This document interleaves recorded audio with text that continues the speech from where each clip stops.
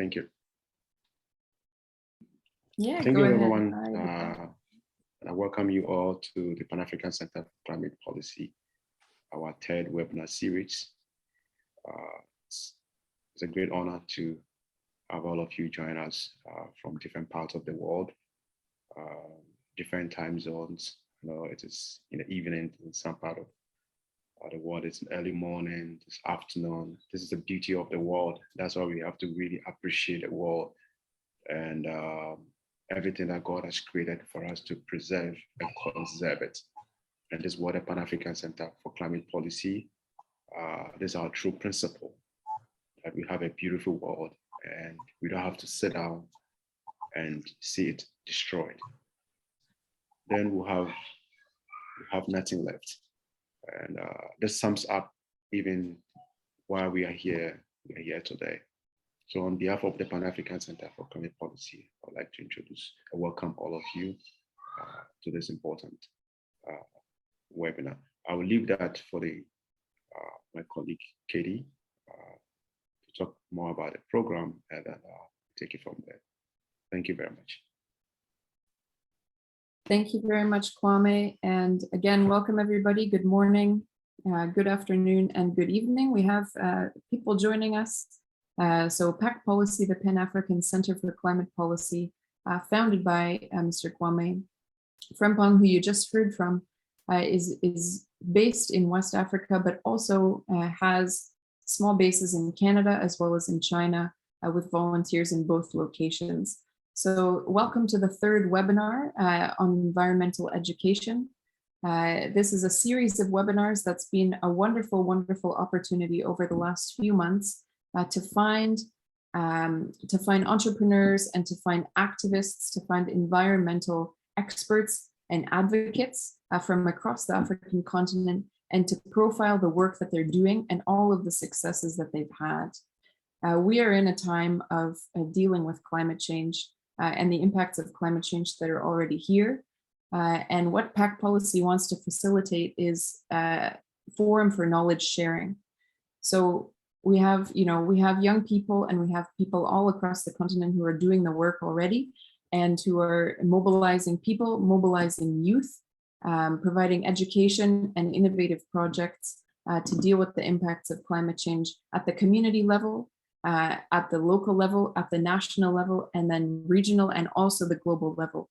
So we've had some amazing speakers in our first two sessions who really showed us that multi-level type of engagement.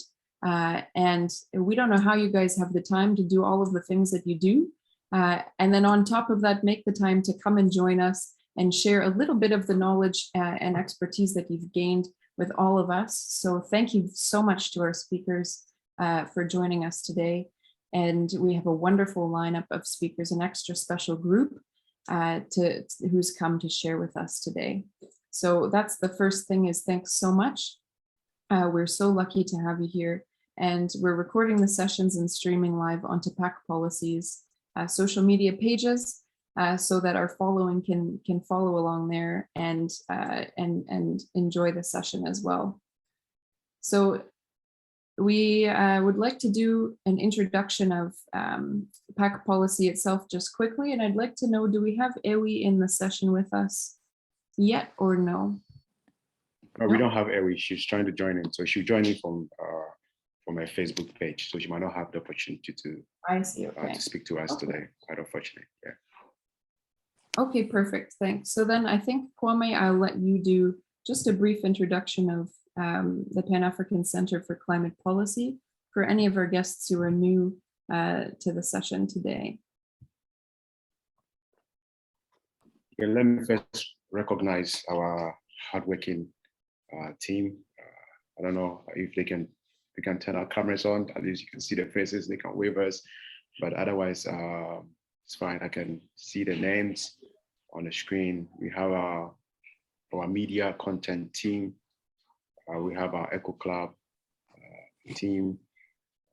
Shelley, she is the lead person in organizing this webinar. I believe that all the speakers here, you have had some interaction with Shelley, leading to to this series. She's been working tirelessly and hardly to ensure that the speakers and the time works for everyone. It's not been easy. I've worked with her on this, and I can tell you what she goes through to make sure that we are able to get speakers for this program. And I also want to thank our speakers for responding positively and believing in the work that we are doing and being here with us. So Shirley, thank you very much for the work that you're doing. And then we also have Maggie. She's everywhere with our videos, our content, most of the voices that you see, you hear behind our videos is being done by Maggie. Maggie, thank you so much for the work that you are doing. And then Lavinda, you're also doing amazing work with the social media content. We have Luke. Luke is here, amazing guy. So most of the stuff you see. Hey, Maggie, some smiles from Maggie here. I love my team a lot with the work that they are doing to ensure that the organization and the work that we are doing reaches out to our partners and our the beneficiaries of our programs and even our stakeholders. So the credit goes to all of them. And it's unfortunate that we don't have our director of program here, Ms. Ewi Stephanie Lama. She's watching us live on Facebook. And then we also have Awudu Salam. He's also watching us live on Facebook. I want to commend them for the work that they are all doing. So yeah, if you want to learn more about the Pan-African Center for Climate Policy, we'll share a link here during the session. You can visit, want to volunteer with us. If you want to receive our monthly newsletter, we'll send a link, so you subscribe to it, and then you'll be part of this wonderful family. So on my personal behalf and that of my team, I want to thank everyone here for this. Thank to you, Katie, for sitting in throughout all the series. And I know you're always going to be with us at all time. You're going to respond to us. Thank you so much, Katie. Thank you very much, Kwame. And yes, it's always my pleasure to sit in the sessions because I learned so much from the speakers and then also from the audience. And everybody with us, both in here in Zoom and then also on Facebook, this is an interactive session. So the format will be each of our speakers, and we have 3 today, are going to have a chance to share about 15 minutes presentation. And then at the end, we'll have some time for questions. So as you're listening through, please mark down your questions. You can type them into the chat box. And if you're on Facebook, you can write them there in the comments and we'll pick them up because this is a wonderful chance to have some discussion after we hear the presentations. So we're looking forward to the session today, and everybody, again, thank you so much for joining us. Just quickly, I'm Katie Fettis, and I'm one of the volunteers with PAC Policy located in Toronto in Canada right now. And with that, I think we can get started with the session and turn it over to our speakers. So Maggie or Shirley, did you want to share the slides from your side, or would you like me to share? There we go. Thank you very much.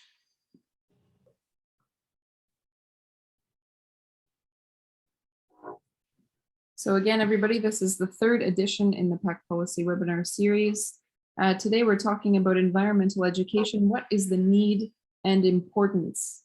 We have, the COP27 meeting coming up later this year, where lots of decisions are made on climate change and on the actions and policies that are put in place and taken around the world. At the community level, what do we need to be doing to educate ourselves and spread the message to each other so that we're prepared to have our voices heard in those important forums? And that's not the only one, there are many. You can go ahead to the next slide. That's great, thank you. Beautiful.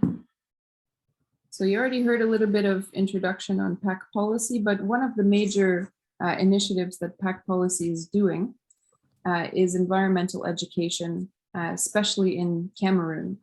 So working at the primary school level with the students at the Mabeta Primary School, and PEC Policy has compiled and provided a climate change manual that introduces the concepts to the kids at primary school level so that they can take those lessons forward with them. Some of the lessons that includes are in deforestation, pollution, home gardening, as well as how to express themselves on climate change through the arts. Thank you. And next, and this is what we call environmental education, or EE. On the screen here, in the meantime, just a few photos from some of the projects. And on the left in that photo, you have Ewi. Here we are, we're back on. So let's just move through these here. You have Ewi, who is the program's director located in Cameroon. And she is running right now the environmental education after school program with the Mabeta Primary School. So some of the activities includes tree planting and learning about deforestation in the meantime, as well as expressing themselves through arts and other types of activities. So thank you very much, Shirley or Maggie, whoever's operating the slides. I think we'll move to our speakers at this point because we want to make sure that we have lots of time for each of you to present. So our first speaker today is Ewa Olua Oyewo, and let me introduce her now. And then I believe that you're going to share your own slides, Ewa. So first things first, introducing Ewa. So Ewa Olua Oyewo is a pace setter, SDGs advocate, climate advocate, and a serial volunteer. She is passionate about God, results-oriented, and she believes that everything has the capacity of working at its best.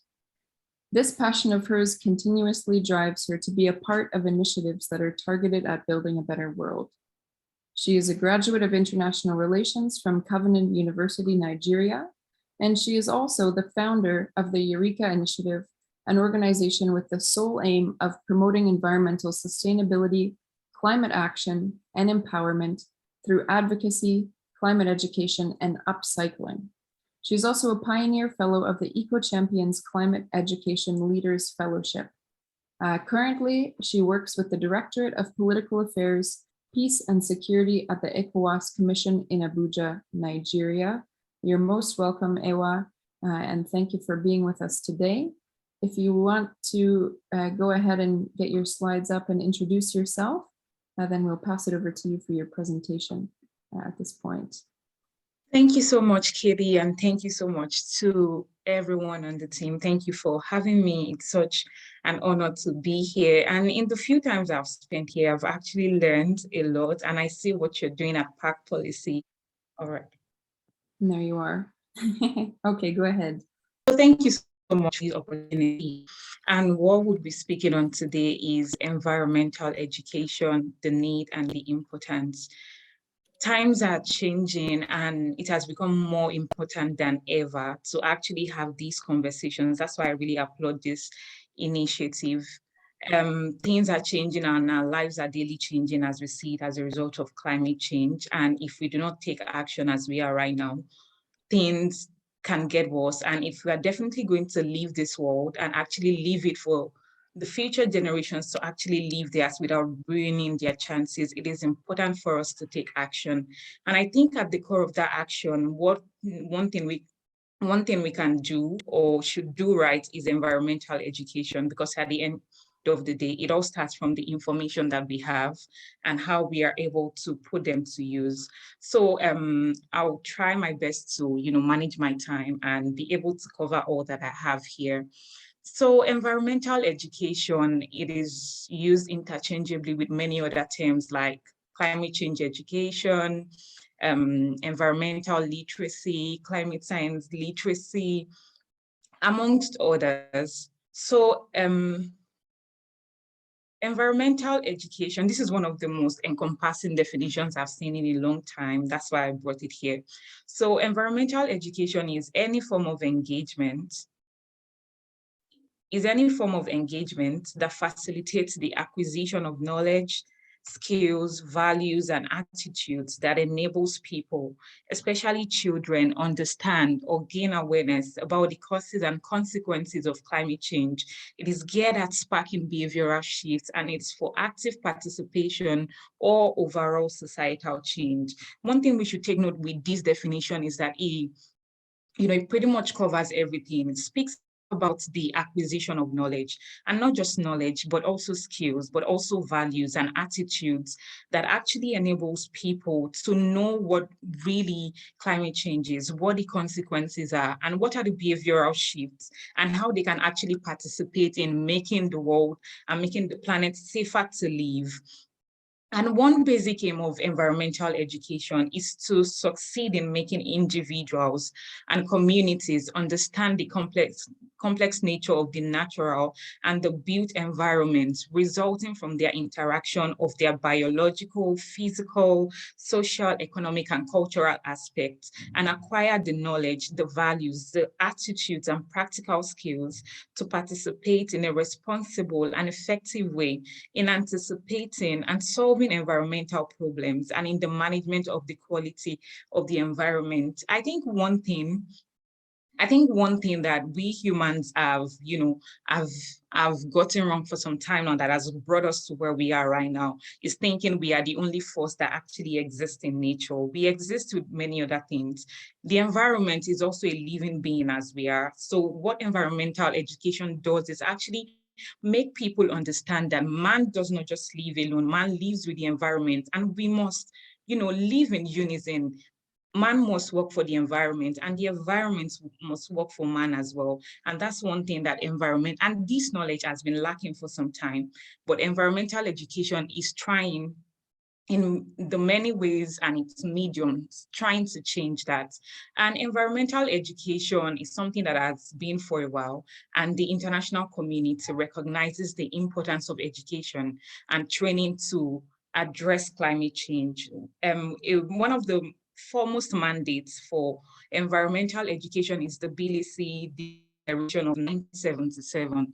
So it's the world's first intergovernmental conference on environmental education, and it was organized by UNESCO and the United Nations Environmental Program, and it was convened in Tbilisi, Georgia from October 14 to the 26th of 1977. So this declaration was one of the foremost, and what it did was that it brought environmental education to the table, helped to understand what the aims are, what the objectives are, and what are the channels that can be employed in actually transferring this knowledge. And another mandate for it was found in the United Nations Framework Convention on climate change and the Paris Agreement, which is the core instrument that is being used to address climate change, climate action, and everything related to it. So with this agenda called on governments to educate, to empower, and to engage all stakeholders and major groups on policies and actions relating to climate change. This is actually what many countries have been working with, and Article 6 of that same convention goes further to address education, training, and public awareness and access to information in relation to climate change, whereby UNESCO should assist countries to implement activities in the area of education. Climate change education for sustainable development program was developed in response to these. I mean, at this point, we should be able to laud the efforts of UNESCO and how far it had gone in, implementing the education for sustainable development. That's pretty much what encompasses environmental education, and has, made efforts to ensure, I think it's still in the work, ensure that environmental education, it's a core part of school curricula, because at the end of the day, it's important that we actually teach the children right from the young age. It's important to catch them young for environmental education. So the Article 6 of UNFCCC is what UNESCO has been working with to make environmental education, and even on a wide scale, a reality. So now, sometimes like it's important to know why we are actually doing this environmental education, is, just to know, because at the end of the day, it's important to know the reason behind something. When we know the reason behind something as important as environmental education, I think our approach to it changes. And it helps us to actually take it more seriously and even find better ways to give this information. And the goals of environmental education are to foster clear awareness of and concern about economic, social, political, and ecological interdependence in urban and rural areas. You see, awareness is very, very key to actually taking climate action. Many people do not understand the interdependence between, the economic life, the social life, the political life, and ecological life. So with climate education and environmental education, if I may say, there is an awareness, like an understanding of, the interdependence between all of these factors, both in the urban areas as well as in the rural areas. And environmental education is also important because it provides every person with opportunities to acquire the knowledge, the values, the attitudes, the commitment, and skills needed to protect and improve the environment. With climate education or environmental education, there are it equips people with knowledge, the values, the attitude, and also the skills. That's why when people go about teaching environmental education, they also involve or include practical measures like upcycling and all of these skills that can be utilized in protecting and improving the environment. And environmental education, it's also important to create new patterns of behaviors and individuals and groups and society as a whole towards the environment. I mentioned that, many people have been thinking that we live in isolation to the environment, but, for change to actually happen, environmental education is being utilized to create new patterns. Some of these patterns are, saying you would ordinarily use just single-use plastic, but with environmental education, we teach people, we help them, inculcate new patterns of behaviors to them. So rather than, just using those single-use things, they can now make sustainable swaps, rather than being able to use these ones and, and have a long lifespan to live. Rather than doing that with a new pattern of behavior, people tend to make much more sustainable choices. So that's why environmental education is very, very important. It's also important in the mitigation, the adaptation and geoengineering and knowledge-based expansion on climate change and climate change and action. With mitigation is about being able to reduce the effects of climate change on people and, empowering them to be able to reduce the effect. And with adaptation, climate change is already changing some people's lives as we know it. Their lives are no longer the same, and they've had to move their homes, and also their means of livelihood has been taken away because of climate change. So with climate education, they're able to adapt to the realities of their current times, and also geoengineering as well as knowledge-based expansion to actually know much more about what this reality of things is and what they can do. Please let me confirm if you can still hear me. Yes, we can. Yeah, thank you. So, and the how of environmental education, there are several approaches and, there are several channels through which environmental education can be taught to people, because different people, different things work for them. So some of the approaches include formal education. So that's what we see UNESCO and, other CSOs around the world trying to champion to ensure that in schools where formal education is being done, to ensure that environmental education is a part of the curriculum. And like we would, as important as we would take mathematics, biology, and those other things, that climate education or environmental education is also something that is inculcated or included in the curricula.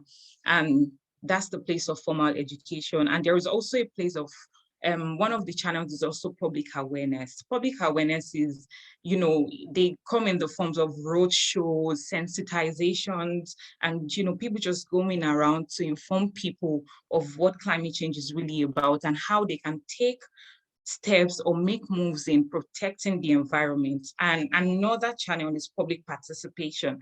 Public participation, I believe, is really linked, is very linked to public awareness. So with public participation, as you're making people aware, they are also, made to participate in the drive for climate action. Public participation is when you inform people about the need to keep their environment clean, about the need for proper waste disposal and all of that. And you also show them how. So you organize cleanups with them, and they get to be a part of actually making their environment clean.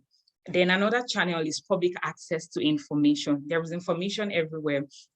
On UNESCO's website, on UNFCCC, you can find information of what climate change is. And thankfully, many CSOs around the world today are also doing the work of interpreting that information that we have, breaking it down to fit specific people and in their languages. That also is a form of environmental education. Then there is green skills training. There are, as much as we see climate change and the waste problem, as much as we see it as a problem, there is also a resource in it. And when you teach people, when you bring this awareness to people and let them know that this waste that you see, as much as it's a problem, it can also be converted into wealth. So that's where we see all these upcycling trainings and waste to wealth drives and initiatives that turn, plastics, sachet water nylons, and all of those things, convert them into, materials that can be reused over and over again. That also is environmental education. It is a channel, and also international cooperation. International cooperation, as we see, that is going to be happening with COP27 this year. You see all of the conversations, all of the resolutions, and how they will be coming together. People around the world will be coming together to discuss one thing alone, which is the protection of our planet, and to reinforce our commitments to it, and also looking for ways to make these things better. That also is a form of environmental education. So the channels of environmental education, or the approaches to them, they are through formal education, public awareness, through public participation, through public access to information, through green skills training, and also through international cooperation. So talking about the need and the importance of environmental education is very, very key to addressing climate change, because it helps people to understand and address the impacts of the climate crisis. And not just that, it empowers them with the knowledge, it empowers them with the skills, the values and attitudes needed to act as agents of change. So one thing that is very important is the information that people have. Many people do not know they are harming the environment. They do not even know the import of what they are doing to the environment, all because they do not have the information. But with environmental education and through all of the approaches that I've mentioned, they are empowered with that information. It helps them to understand, to understand how we got here, what climate change is really about, and to actually even know what is anthropogenic activities and how it has contributed to the climate crisis that we see today. And with the knowledge, they are able to do something. It now empowers them with the skills, the attitudes that is actually needed to change this narrative. I mean, if we've been living carelessly before, with environmental education, you are empowered to know that you can do much more, you can do better in how you relate with the environment. And likewise, it is key. Environmental education is very, very important to, attitudinal change for environmental sustainability. I mean, when people have the knowledge and they know what to work with, and attitudes begin to change. If you are the person who would normally just use single-use plastic and all of those things and just litter anyway, but environmental education, new attitudes are formed. Then a new positive pattern is beginning, is instilled in people. And that's what environmental education does at the end of the day for environmental sustainability. Likewise, it increases society's capacity to cope with changes in climate. Many people are seeing mangoes in March when they would otherwise have it later in the year. They do not understand this. And there are some people that are even linking it to, cultural things, thinking the gods are angry with them. But really, they need to understand that, it is the climate that is changing. This is what has caused it. And this is what they can do to make all of those things better. So it's important for them to So for the people that are, at the forefront and are experiencing climate change through flood, heat waves and many other things, with the right education, with environmental education, they know what to do. They are empowered, and their capacity is built to be able to, cope with the challenges and actually adapt to what is going on. And I put here that environmental education is important because it's an important tool for catching them young. And this is specific to the environmental education that is targeted at school students, because being a child, being a teenager, that's one of the most fertile times in one's mind where you can absorb some information and it can literally change how you would act or live your life over the years. So with environmental education, particularly at the school levels, from basic schools, to middle schools and all of that, it is important. We can use it as a tool to catch these people young. If you teach a child today the importance of, disposing their waste properly, separating it, the importance of tree planting and all of those things, it goes a long way in actually shaping them into more environmental conscious adults. So environmental education is actually important in actually building and instilling this value of environmental sustainability and environmental consciousness in kids. And also it empowers learners to take action. At the end of the day, it's not just important. We do not just stop at what we know, but what are we doing to make it better? So with environmental education, we show people the practical steps they can take to make things better. You teach people about recycling and you see them and how to sort their waste and even how to convert this waste into wealth. That's what environmental education does. And at the end of the day, we are contributing to climate action and also, building environmental sustainability. So environmental education is actually very, very important to empowering people with knowledge, with skills, with value, and also empowering them to take action and be change makers in their own communities.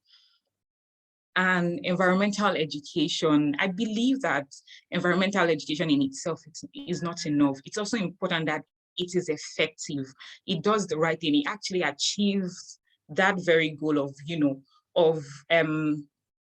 empowering people to take action. So, and if that must be, there is a way that we must take this education. It's not just enough to tell people about climate education and all of that, but we have to be able to teach them in a way that it works and it actually generates into actionable steps. And I see here that one of the foremost characteristics of environmental education is that it must be relevant, it must be interesting, and it must be engaging.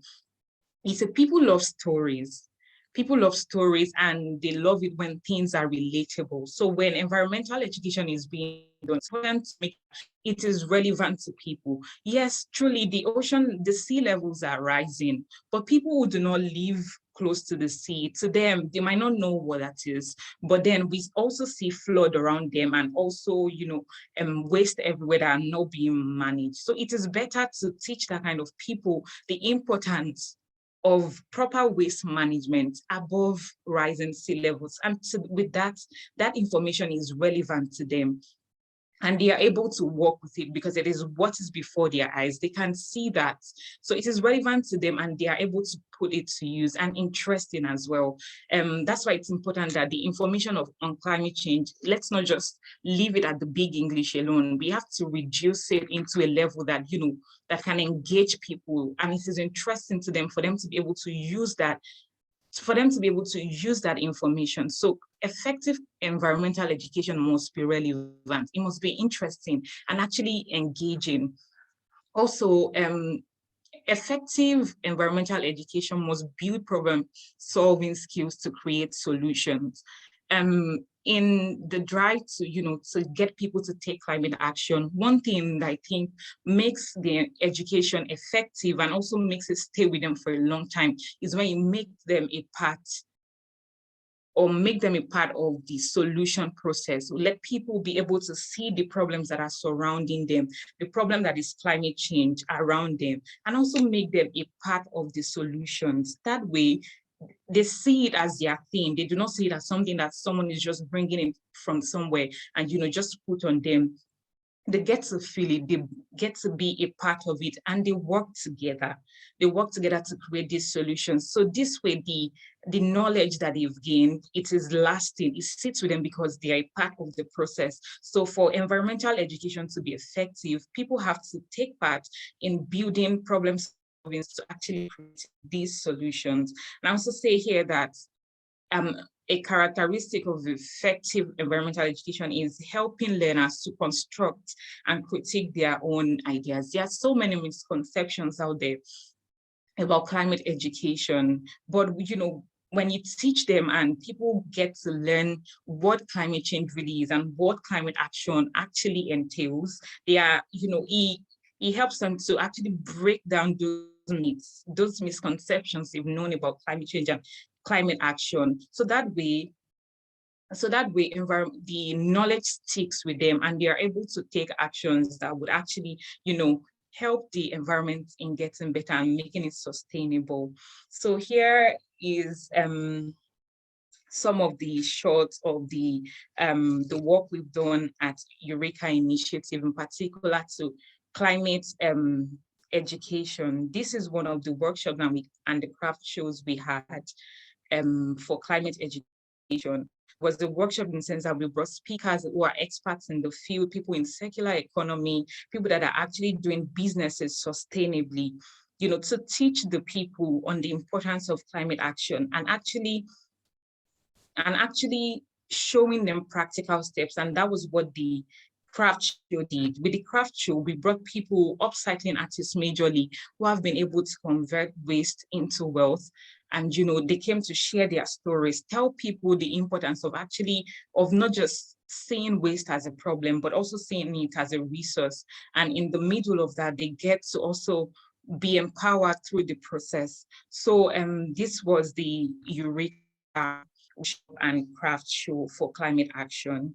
And this is also an outreach to a basic school here in Abuja, teaching the kids of the importance of environmental sustainability and how not to pollute the environment. And the project is currently ongoing. This is the first phase of the project, but going forward, it would include teaching them how to sort their waste, recycling, upcycling, and also tree planting. So these are some of the things that we have done in the Eureka Initiative in relation to environmental education. So environmental education, like I said again, it is actually very, very important. It is very important for people to take climate action. It's how, people are empowered with the knowledge base, how they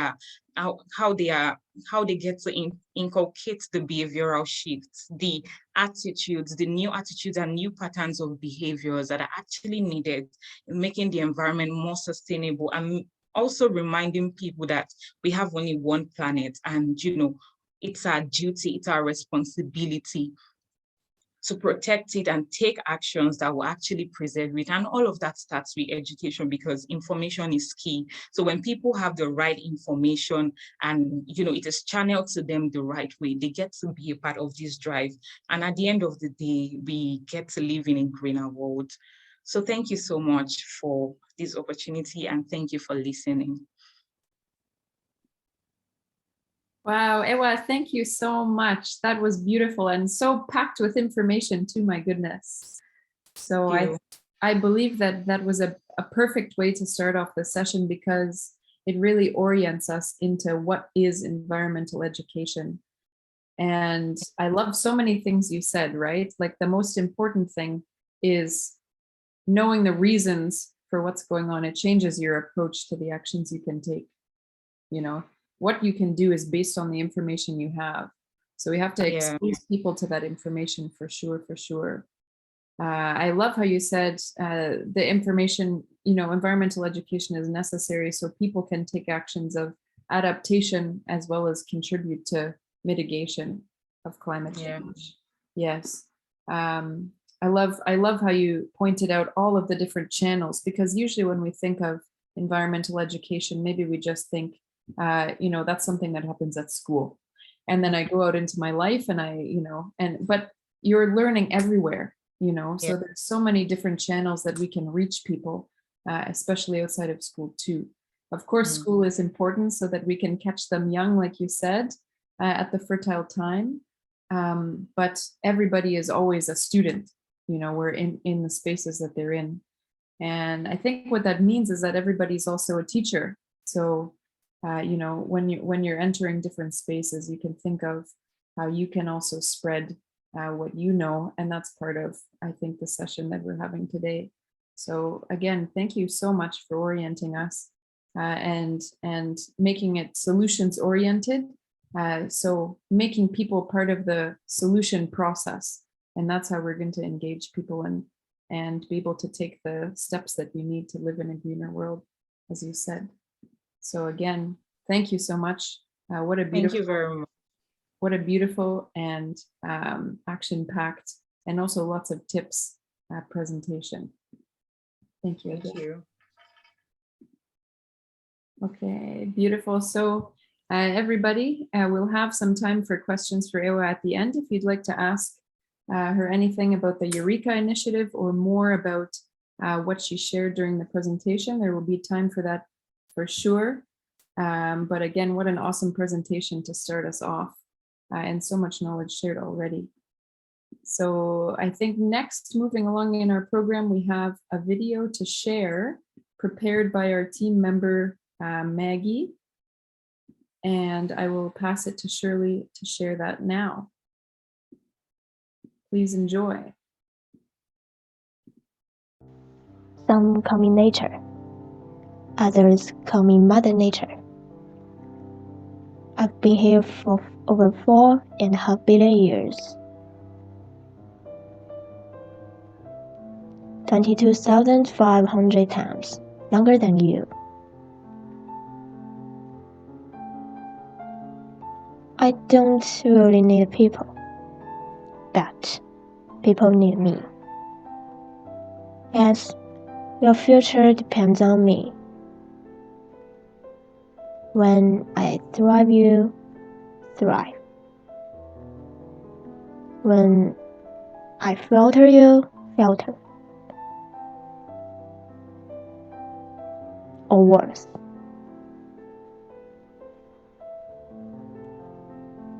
But I've been here for eons. I have fed species greater than you. And I have starved species greater than you.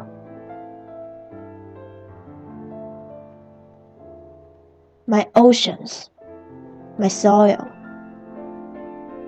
my flowing streams, my forests, they all can take you or leave you. How you choose to live each day, whether you regard or disregard me, doesn't really matter to me.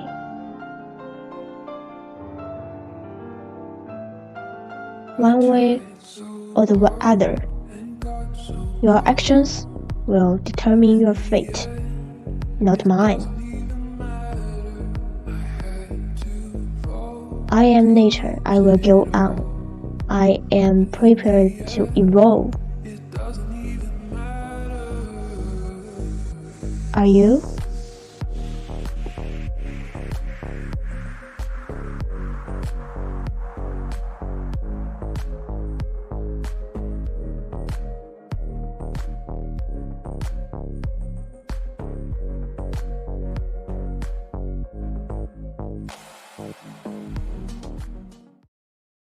Absolutely. Thank you so much for sharing that video, Maggie.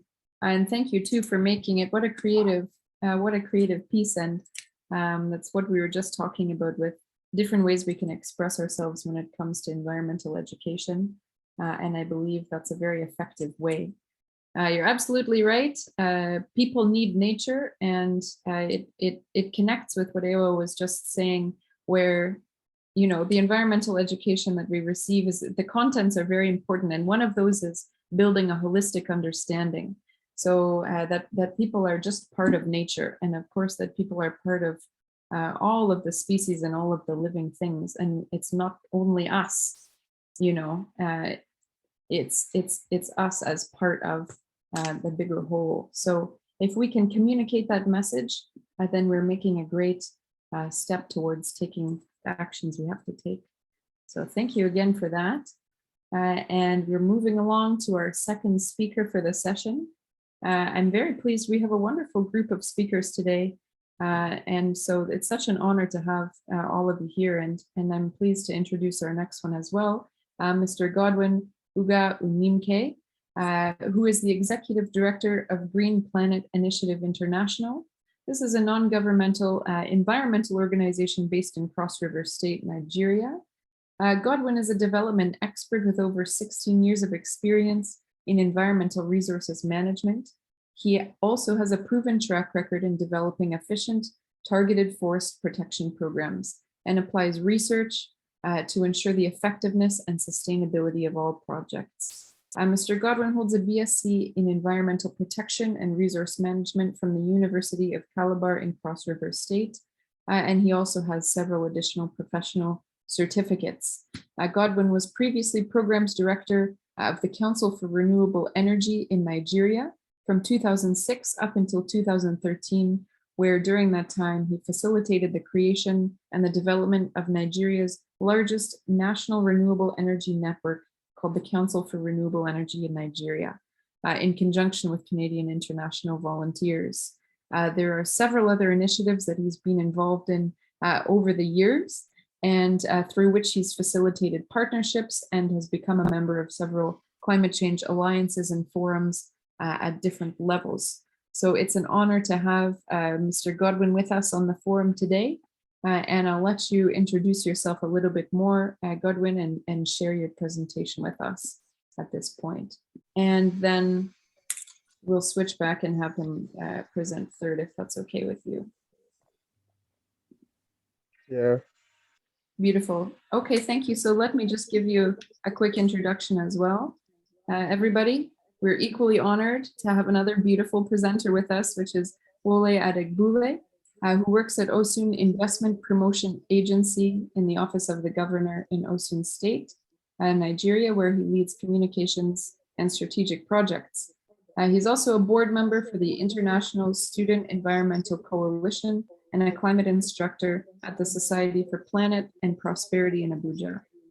Wole has been appointed by governors in 2 Nigerian geopolitical zones to serve in public and social spaces, working in the business, environment, investment, and leadership sectors. He's engaged more than 10,000 young people on environmentalism and tree planting interventions. And in mid-2021, he released the first Nigerian music video on climate change. We'll have to get a link so we can check that out after the session. He's also a UN Global Entrepreneur Awards candidate and holds a master's degree in environmental science from the Institute of Technology and Environmental Studies at Obafemi Awolowo University, and has more than 8 years of experience in environmentalism and public engagement. Finally, after completing the Mandela Washington Fellowship for Young African Leaders, he plans to apply his acquired skills to his social campaigns and promote more implementation of green economy policies by engaging more political entities and young people in environment-friendly activities. So again, welcome, and you can introduce yourself a bit more as you go into your presentation. But it's a real honor to have you with us as well. And I think to bring the investment and business side of the conversation into this discussion, which is something that we've covered less in the previous sessions. So that's a great perspective to bring in to the conversation as well. So you're most welcome, and I'm turning the mic over to you. All right, thank you, everyone. Thank you, Kathy. this morning is very, very cold here in the United States. It's around 6 a.m. So mind me, I mean, don't mind me if my voice is a little bit croaky. Um, um, First and foremost, I want to appreciate Oluwa for the great, beautiful presentation. And I wonder if I still have something to say, considering what she said and how she was able to speak um, specifically on the concept behind environmental education. She really spoke about the arts and the arts. Yeah. This morning, I want to be making a PowerPoint presentation. I would just like to share my story to complement what we have been talking about since. Environmental education is so important that I feel it should be inculcated or effected on the school curriculum in African countries, especially because if kids, I mean the young ones, are taught on environmental education from when they were young, growing up will make it easy for them to practice. A lot of people of my age and people older than I am find it difficult to imbibe by the rules of environmental education because it appeared so strange to them when they had grown up. So if kids, young people from basic schools like primary and secondary schools are taught the basic environmental education, growing up will make it easy and they will turn out to becoming great environmental soldiers, scholars, or environmentalists. In the year 2013 was when I developed the interest in environmental education.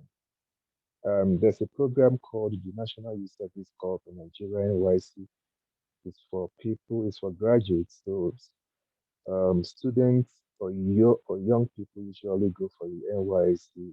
People who are still below the age of 30 go for NYC upon graduation. And where I did mine was in Bayelsa State, an oil producing area of Nigeria. And while serving in Bayelsa State, where we in the camp, there's a particular place where we will fetch water to drink.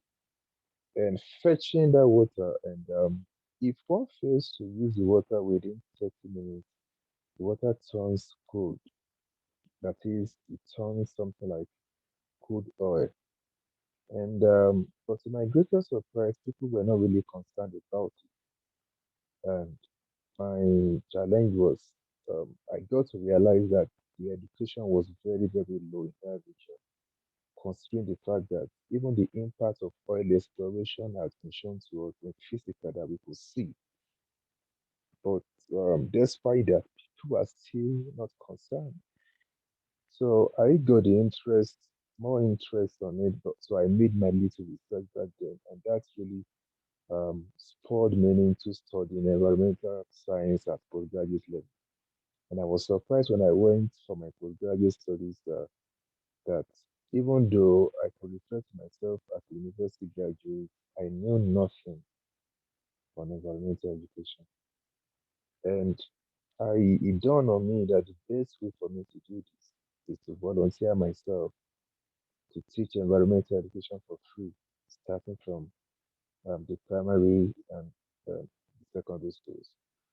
And some few years later, I started teaching environmental education for free across the schools in Nigeria, where I would go to the schools. I designed a curriculum I would teach the students and the teachers. And when I started with the team, I discovered that even teachers that are teaching the students in the school were so naive about environmental education.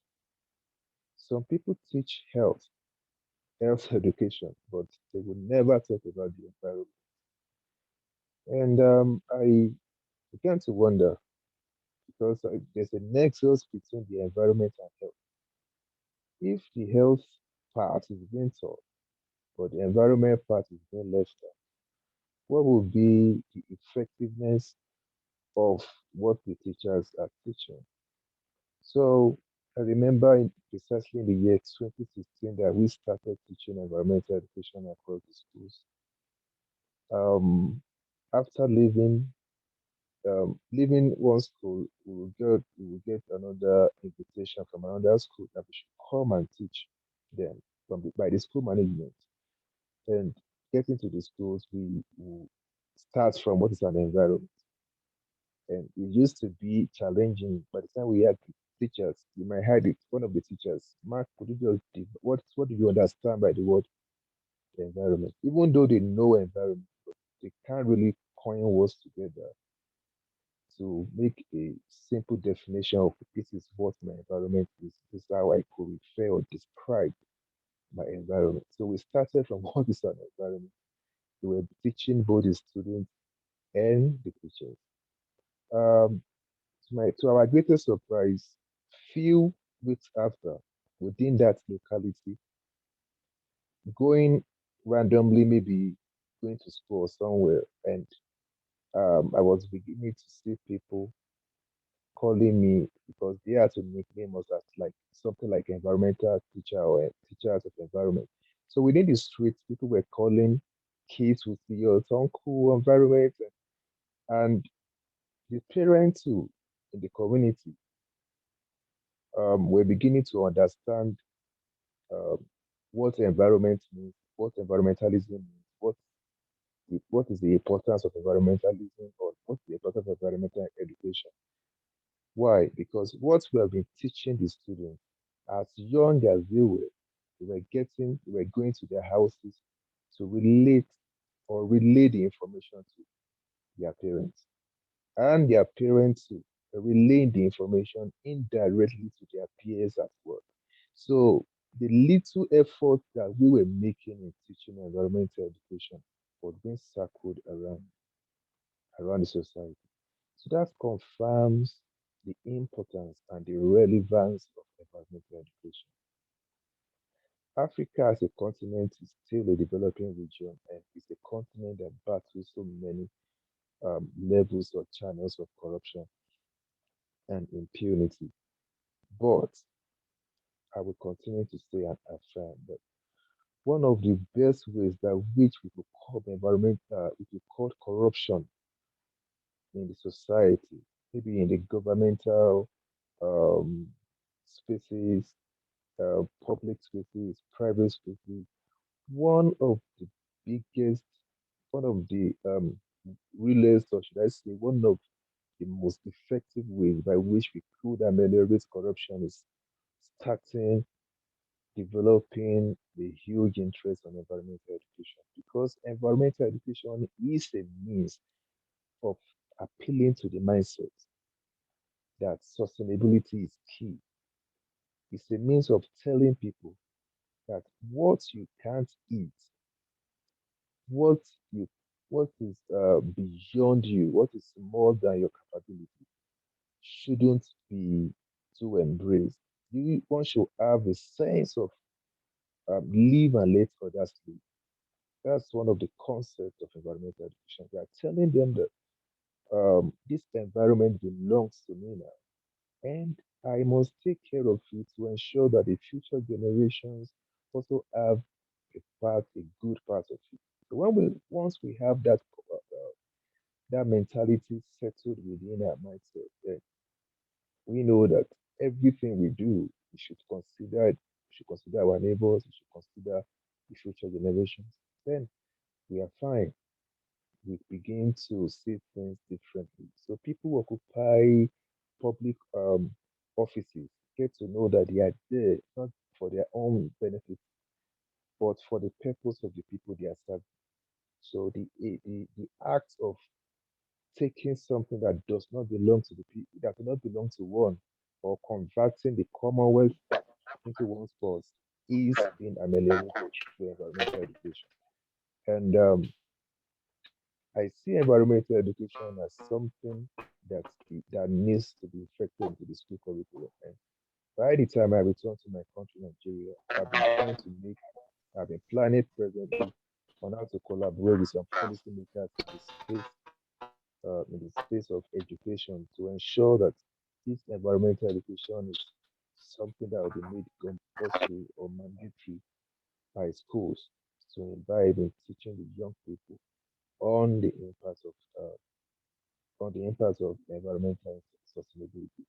And as of now, I expect the 17 global goals to have been introduced to the people because, especially young people, Nigeria as a country, if we ask a typical Nigerian in the space of environmentalism or people working in the federal ministry of environment, they would tell us that the feasibility of Nigeria in achieving the global goals by 2030 is still very far. But reality says, even though we continue to push it, but it does not really validate the fact that we are lagging behind. And Nigeria is when it comes to Africa, I think Nigeria is one of um, the country that leads. Nigeria is a leading country in Africa, so it's a country that supposed to be in the front as such in the actualization of the global goals by 2030. And with the present situation, the same feasibility of reactualizing the global goals by 2030 is I wouldn't say zero, but it's not really sure. And it's like that because a lot of people, we have more than 200 million people in Nigeria in population. So I can bet you that 70% of the people still don't know what environmental education is. And it's unfortunate. And this thing comes across different levels, including the elites, the scholars, the graduates, and all.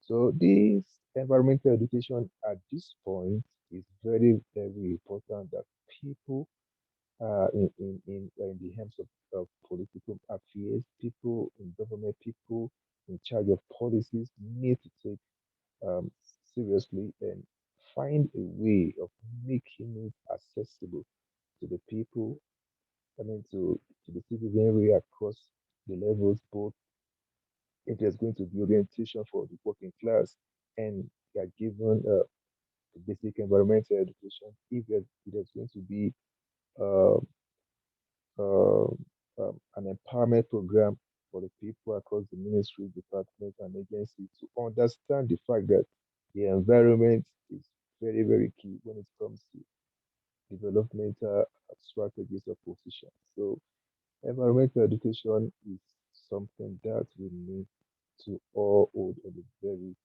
high esteem and ensure that the people across different sections in one country or community have an access to it. And is there any way that we could ensure environmental education beyond the classroom settings? Yes. In 2018, too, I was doing a program. I was hosting a weekly radio program using both English and local languages to preach environmental education. A weekly program on the radio. We're having it on two radio stations. Then, and the purpose of that is to ensure that people in the society who don't even have access to education, maybe the people, the elderly ones who didn't really go to school, could still understand what we are saying. So we were teaching environmental education in both English and local languages. We even go as far as teaching them in local dialect just to ensure that environmental education is passed across to people and people develop the interest in it by force.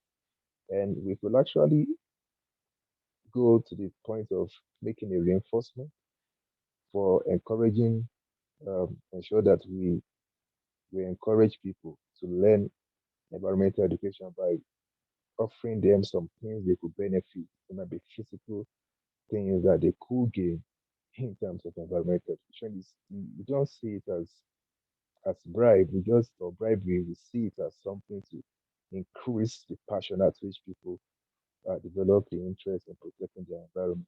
So, and as well, the government as well could try to ensure enforcement. There's reinforcement, there's enforcement. Enforcement is you placing some basic measures of fines against environmental injustice. Anyone who does something against the protection of the environment should be fined. So reinforcement and enforcement will go hand in hand to ensure that environmental education is accessible to people, all for the sake of sustainability and to ensure that our environment is put in the right place every time. So the program that started in 2016 actually it engaged more than 10,000 people, young people especially, in physical. And returning to my home country is something that we're going to continue. And now we are taking it to the next level, that strategizing to ensure that this thing is taken to a level where it becomes a stick that we don't stop or break at any point. We just run it as stretch. And I believe the seamless collaboration with policymakers at this point will definitely lead the country into the point of effective environmental education into the school curriculum of my own country, Nigeria. So at this point, I will have to stop here.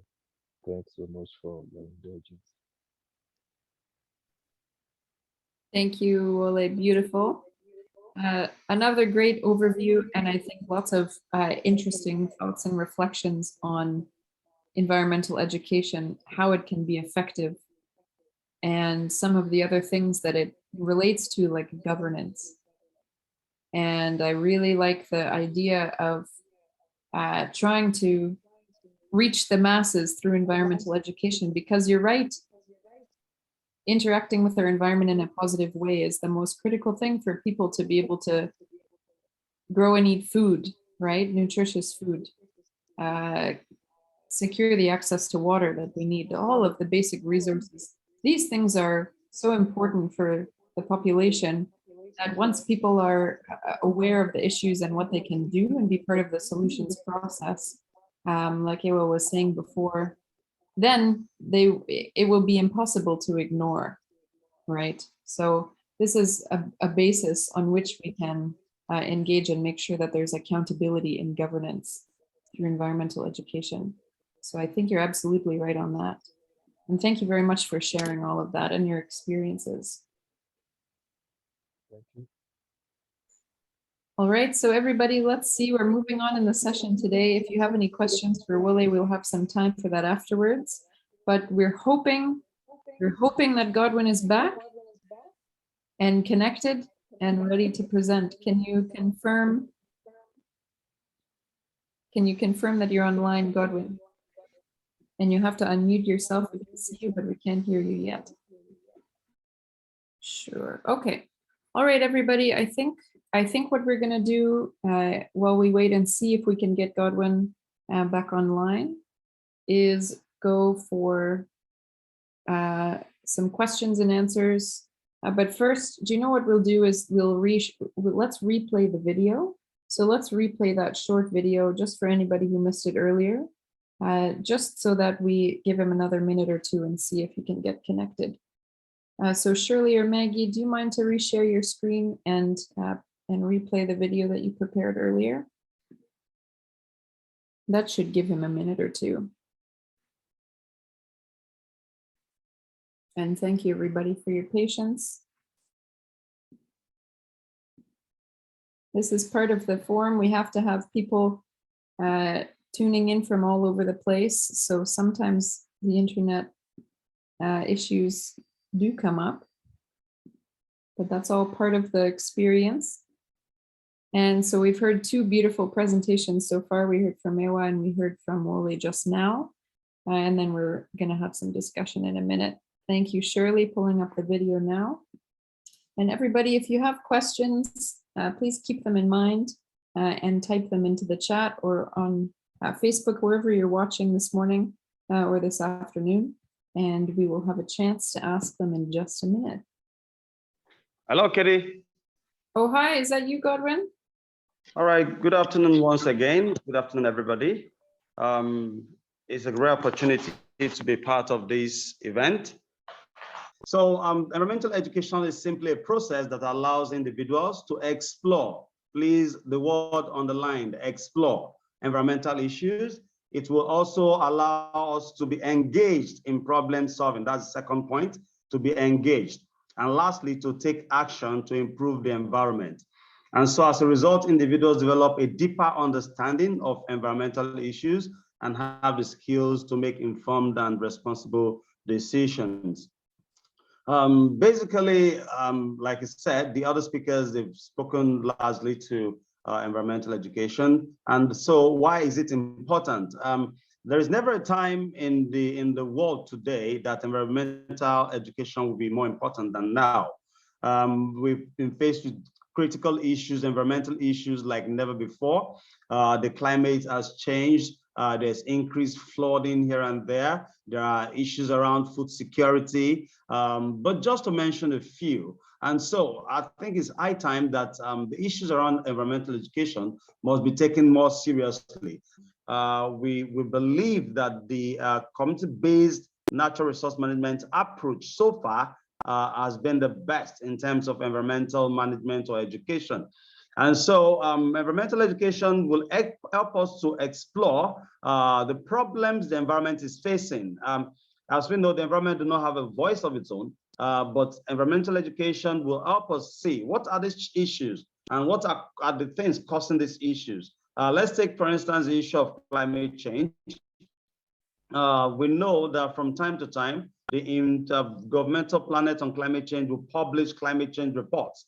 And so this has to a large extent informed the decisions of the world all over. And that is why every year in, year out, people meet at the Conference of Party to discuss issues on way forward, on progresses made so far, and also on way forward to keep minimizing the impact of climate change. All right. So secondly, a profound understanding of the environment will assist us in tackling these issues more efficiently, because it's not just enough, to know about these issues. Environmental education will go a long way to also equip us with the understanding, the knowledge, the clarity, the enlightenment of how to tackle these issues efficiently. I will give, for instance, let's go back to the issue of climate change. Where I come from, Cross River State, in the past, when we go to the communities will always tell you that, look, we have a very large forest resources, and the forest we have can never finish. They believe it's so large because they are just there in the heart of the forest. They are just so knitted to their immediate environment. They lack the understanding that, look, this forest you're boasting of can be cleared off in no distant time. So of recent, when this government, my government came on board in 2015, they decided to create what we call the super highway. And so the super highway, by definition of the government, is to have a 10 kilometers shoulder each on the right and to the left. That's not less than 20 kilometers wide of road. Right. So the other point is that environmental education helps boost critical and creative thinking. I'll use myself as an example. There was a time when, when I started my NGO and we were looking for funding. I just came to realize that most communities were in the past have been involved in volunteering to plant forests. Sometimes they still go back to destroy those forests and use even the forest spaces as farmlands. So I decided on my own to, make sure whatever tree we want to plant henceforth as an organization must have economic benefits. So in 2014, we're able to introduce bush mango, Ivinga SPP, into one of the communities where we were working. And we were able to get funding from the UNDP, Global Environment Facility portfolio. So we were able to implement, to plant about 2,000 seedlings of the bush mango. And as I speak to you, because bush mango is of high value to the people, of high economic value to the people, as I speak to you, the bush mango is still standing there in the forest. And also, not only did we just plant the bush mango, we also provide for them energy efficient cooking technology, like cook stove, that uses very few firewood and then still achieve maximum output at the end of the day. And so restoring, environmental education will also help in restoring the environmental balance, because as long as man is concerned, man will always be looking for resources to sustain his or her life. So sometimes we do this in an unsustainable manner, especially because we are uneducated. But when people know that, look, the more of this forest you cut, you will lose the bush mangoes will go. When you destroy your forest, the monkeys will disappear, the lions will run away, the elephants will go. And these things are sources of nutrient, for instance, to the people in the communities. They will now know that, look, okay, we have to preserve our environment. And lastly, I believe environmental education can become a career for young persons, whereby we can, begin to have in place the professionals we need to help us to continue to preserve and conserve the environment for the present and the future yet to be born. And so in conclusion, according to an anonymous, he said, let's nurture nature so that we can have a better future. I would want to stop here because of network. Thank you very much. Okay, Godwin, and thank you too, and thank you so much for your determination to get back on here and finish the presentation. Much appreciated. Thank you, Kathy. You're welcome. Yes, that was beautiful. So I believe you made a lot of good points too that are very complementary with our other speakers. And the message is really that environmental education is the key, and that you have to start young, but then it has to continue through your whole life. And I think something that our speakers have in common is also the engagement at different levels. So Godwin was just talking about, seeing the challenge, and what did he do? He went to seedlings himself. So it's engaging at the level, working in community, and then moving up from there to be able to take the lessons that you learn from the community level all the way up to the governance level, like Wole was saying. So we have the bottom up and the top down and the side to side approach, and all of these are equally important. So let me just come back on the screen here. We have some time for a few questions for our speakers. So all three of you, I hope you're still there with us. Let's start with a question. So going back to Ewa's presentation at the beginning, when you talked about the Tbilisi Declaration in 1977, which called on governments to educate, empower, and engage all stakeholders and major groups on policies and actions relating to climate change. So that was back in 1977 when we first came together globally and said, okay, environmental education is very critical. So up to today in 2022, can we say we've succeeded in implementing this declaration? And also, if not, where are the gaps or barriers when it comes to environmental education being delivered, and what actions need to be taken on that? So maybe first we can go to you, Ewa Olua, for your thoughts on that question from 1977 all the way up until today. How are we doing on that? All right, thank you so much for the question, Katie. So, 1977 till this moment, it's been a long time. And there were several provisions from the declaration that I think if they were taken as seriously as they were declared at the time, we would have made much more progress. It's still an issue that there are still many people around the world today that, regardless of, how the realities of climate change are staring in our faces daily, they still don't know what this thing is about. Even if they do know, they do not know their place in it. So I feel something is lacking, definitely. Yes, progress is being made. More than ever, we've seen younger people, CSOs around the world, rising to do something to inform people, bring climate action down to their communities. But one thing I feel is lacking at the end of the day is that climate change is a big problem that requires a big solution.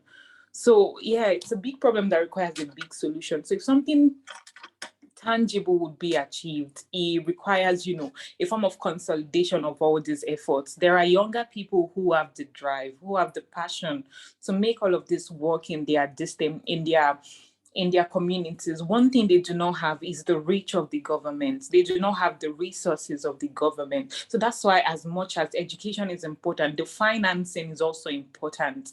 And also, bringing these people together, supporting them, and, making environmental education mainstream, so much so that everyone gets to be a part of it. And also utilizing all of these channels that I've mentioned. Formal education was still, especially here in Africa, there's still the need to, incorporate environmental education into normal school curriculum for formal education. And there was also the need for public awareness as well, the informal places.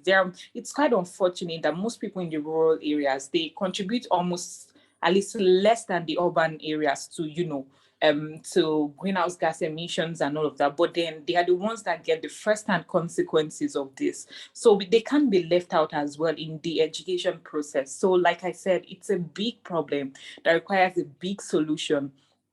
And everyone must be involved. CSOs, government, and every stakeholder at the end of the day must be involved if the Tbilisi Declaration and many others that have been made after that would actually, achieve its aim and purpose. That's what I think. Yeah, absolutely. Thank you. So we're making some progress, but of course we still have some ways to go, and we need to get Definitely. And especially when it comes to the issue of equity. So people who are contributing the least are getting the firsthand impacts, like you're saying. So how can we switch the model where it's like solutions coming from these people first, and making sure that they're engaged first and that everybody is equally engaged? Thank you for that. Well, yeah. Wole, did you want to add a comment on that question? We want to know, since declarations have been made, the first in 1977 and several since then, what do you see as the progress that we've made, and where are there still gaps and barriers when it comes to implementing environmental? Yes, I think generally it's just the political will for countries. So actually, after the Conference of Parties and all the Conference of Parties, sometimes most countries, when they go, one of the top reasons is lack of funding. Because though I don't have the facts with me, but from since when the COP have been holding, I know there are some commitments made by some countries to some tune of money that should be given to developing countries to be able to carry out their climate adaptation and mitigation activities. But as we speak, not every country is remitting those funds. So there are gaps in terms of funding, and then there are also gaps in terms of technology, technical know-how. For instance, in Nigeria, as we speak, we still import most of the renewable energy technology, like the batteries, like the solar panels and the rest. And so when you don't have the technical expertise down there, it means your country, for instance, is import dependent. And so, for instance, currently Nigeria has been experiencing a lot of issues when it comes to exchange rates. So it means automatically those products, their prices have gone up now. And that will discourage a lot of people who are trying to, change their consumption pattern. Let us say those that use generator, as against those that want to use renewable energy now. So there's need, for lots of funds coming to the country. And thirdly, I think the government also needs to provide at this stage subsidies, for some technology, because why do we give up most times we give attention in Nigeria to subsidies for petrol? Why not subsidies for cleaner technology? So these are many more the reasons why we seem not to be making too much progress. And another thing that I think globally has slowed down the progress globally because of the pandemic, the COVID-19. Attention, has to shift, and then a little attention has been paid. So we need to do the environment as issues of health, because like the last slide from Park Policy that says we actually need the planet. The planet does not need us. It's we, the humans, because the planet is our lungs. That's the only home we live, or we have, or we know. So we lose the planet what else? So lots of gaps, but seriously, there's still need for lots of commitment, and not just commitment, implementation of those commitments. Thank you. Yeah, definitely. Thank you. So gaps, but also more and more coming through. But of course, we're always going to need more when it comes to funding and resources, probably than the commitments have even made. So that's why it's important for us to be engaged and make sure that that comes down to the community level where it's most needed. Wole, over to you. All right. I would say we have not really the level at which the concept of environmental education is in Nigeria now is extremely low. And like Godwin said, he mentioned about the Conference of Paris and that takes place every year.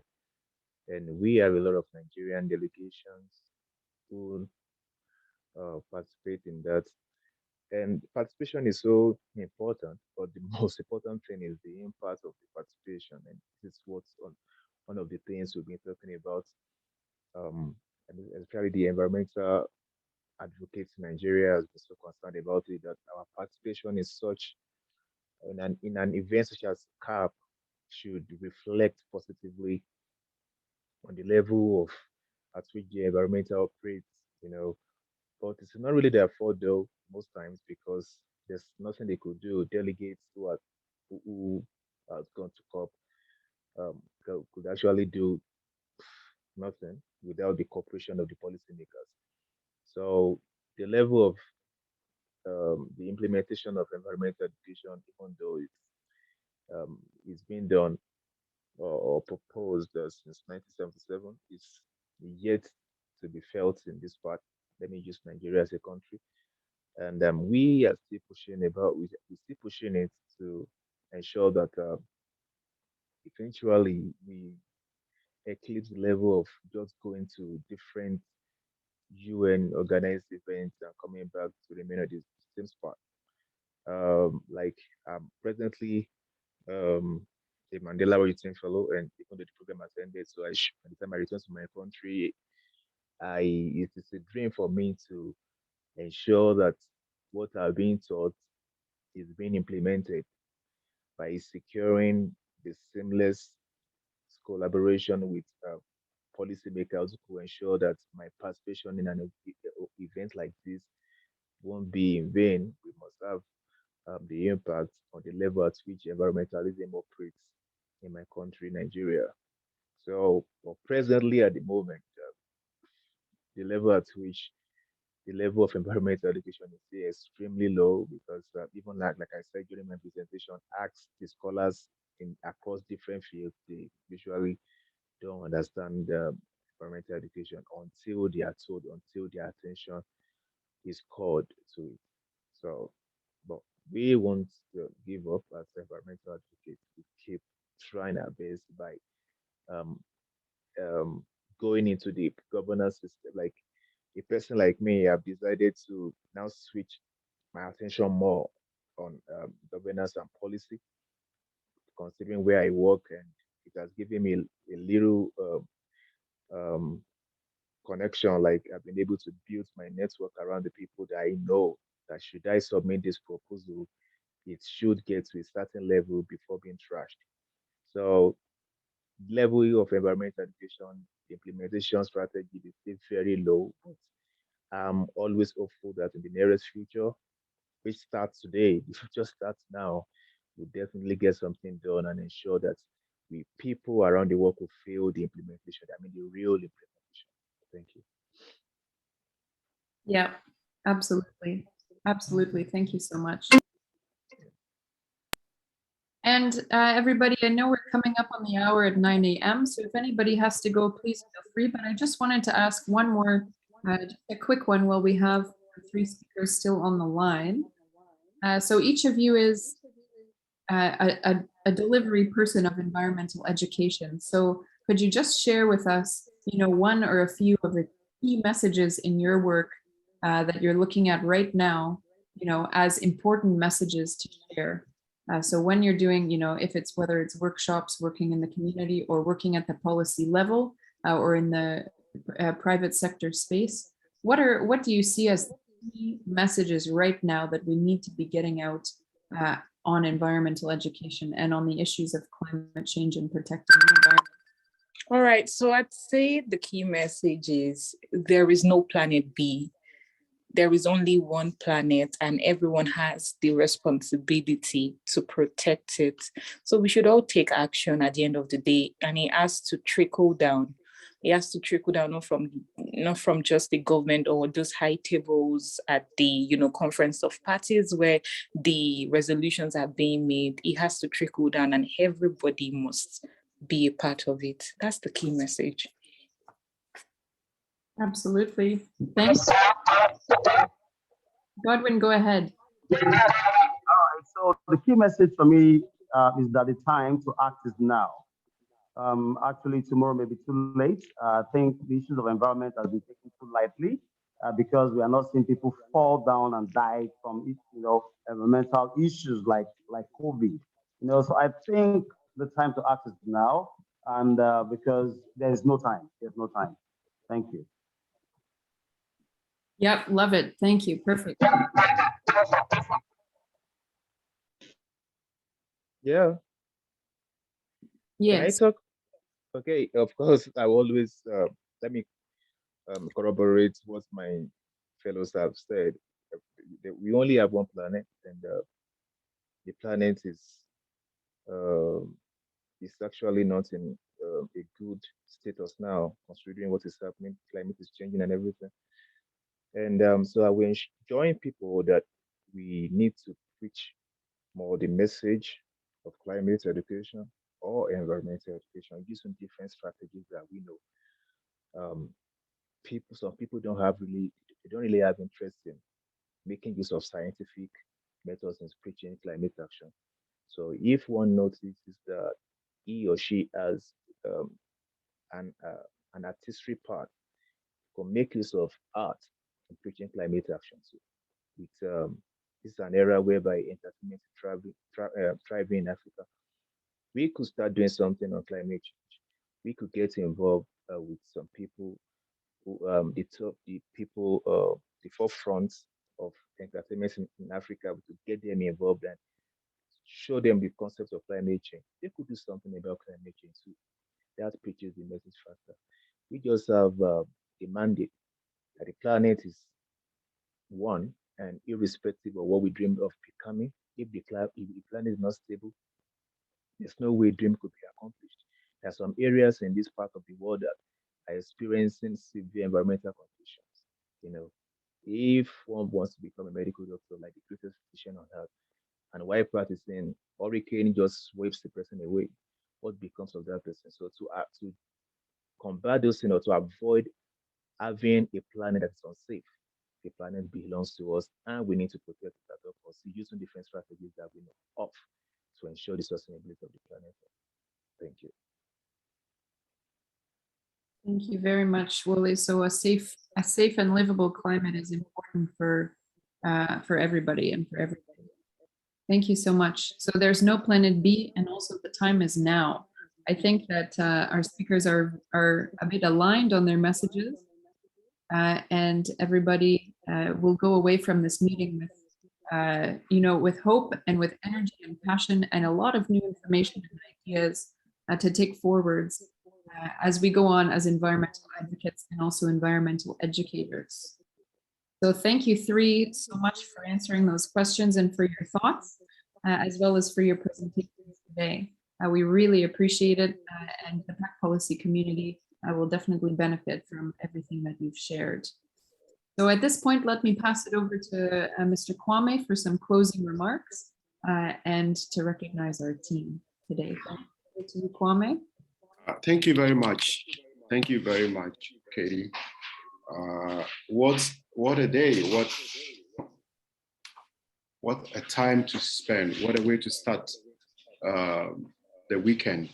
From my end, I believe to some of you it's in the evening, and then some of us it's in the afternoon. This is such a wonderful session. It pays to wait. We've been looking forward, we've been working tirelessly to ensure that this session, this third series takes place, and there's no regret at all because of the level of information that I personally have consumed in those 90 minutes or so. In my closing, I want to say a big thank you to the speakers. My good friend Godwin Uga, who I worked with in Nigeria, Cross River State, when I was assigned to that state in Nigeria, working with Kuzo International on Global Affairs Youth program. Thank you very much, Godwin, for answering our call. We know the issues that you had, the challenges you faced with the internet, but you still forced your way through. I was having a private chat with Katie, and she said you are a very determined person, trying to force your way even with the network issue. I said you've not seen anything yet. This is Godwin Uga. Thank you very much to share your expertise. For sharing your expertise, knowledge with us.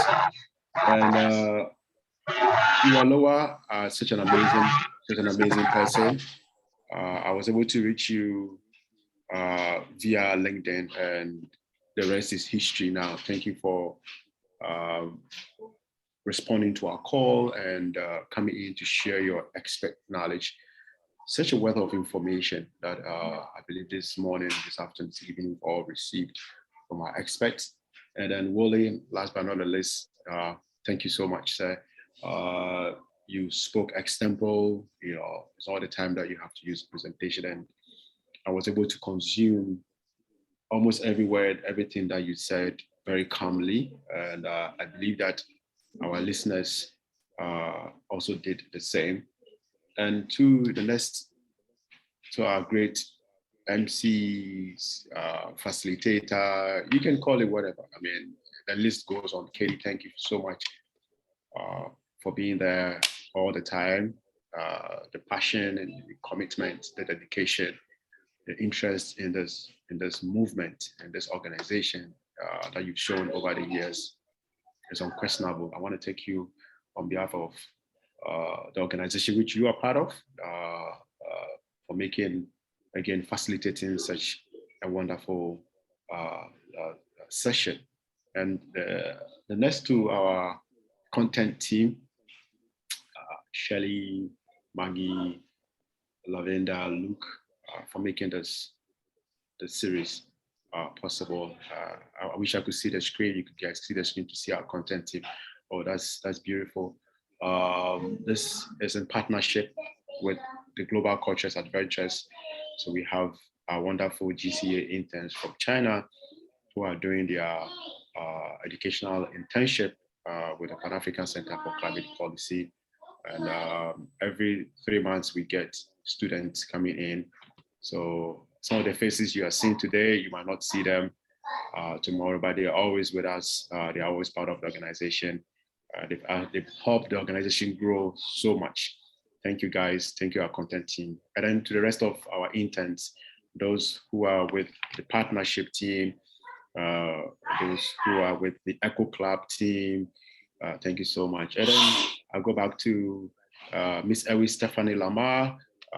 She's having problem today joining us on the Zoom. And so she's doing that via Facebook. She would have given the closing remarks, but I'm doing that on her behalf. Thank you so much, Ewi, for the work that you are doing. And then to Awud Salam, who is also on Facebook, joining us, a wonderful colleague, just finishing his PhD. I mean, such an amazing person, a teacher in profession, bringing so much wealth. And to our participant today, thank you so much. Those joining us on Facebook, those who managed to join us here on Zoom, thank you so much for staying with us through this 90 minutes and so plus period. We hope that this session is not going to end here. The recorded video will be out there. You share it. Those on Facebook, you'll be able to share the link. We'll make the recording available, and then we'll continue with the education. There are a few things that I was able to consume here, that everybody is always a student in a space of the realm. I think that's coming from Katie. Everybody is a teacher. I got that so well. And, Wole, you mentioned that, teachers in some part of Africa are very naive about climate change education. And that is why we have to ensure that climate change education, especially at the primary level, environmental becomes compulsory. That is the first step. You know, we can talk about the investment, we can talk about the commitment, we can talk about the funding, but we have to have some commitment, an equal level playing field where every country in Africa, because we're always behind the skill. We are always behind the skill. What we can do, or what we are doing here at the Pan-African Center for Climate Policy, is to ensure that climate change education is spread it across the continent of Africa. And we cannot do it alone. We need a partnership of all these organizations, all these individuals, brilliant individuals, Godwin, Wole, Ebalua, so we can come on board as one voice, have a common goal and agenda. If climate education is what we want to push our government to ensure that our Ministry of Education make it a mandatory, so that every young person will understand that the environment is not for us alone. The environment, there are other living entities that are also benefiting from this. It's an eco world, it's an ecosystem. That for us, I think it's a first step to ensuring that we address the issue of environmental challenges that is facing us. On this note, I would like to say a big thank you again to everyone. And we are open to sponsors. We are looking forward to funders, you know, individual donations and all that. We need that to run and to sustain our program. So whoever is listening or watching us today, if you have an opportunity to connect the organization to any partnership or sponsorship, please do that so that we can continue with this session. Hopefully we'll bring to you another series in a coming month or two. On behalf of the Pan-African Center for Climate Policy, I want to say a big thank you to everyone. Thank you very much. Thank you. Thank you so much, everybody, and enjoy Thank you, everyone. your night and day.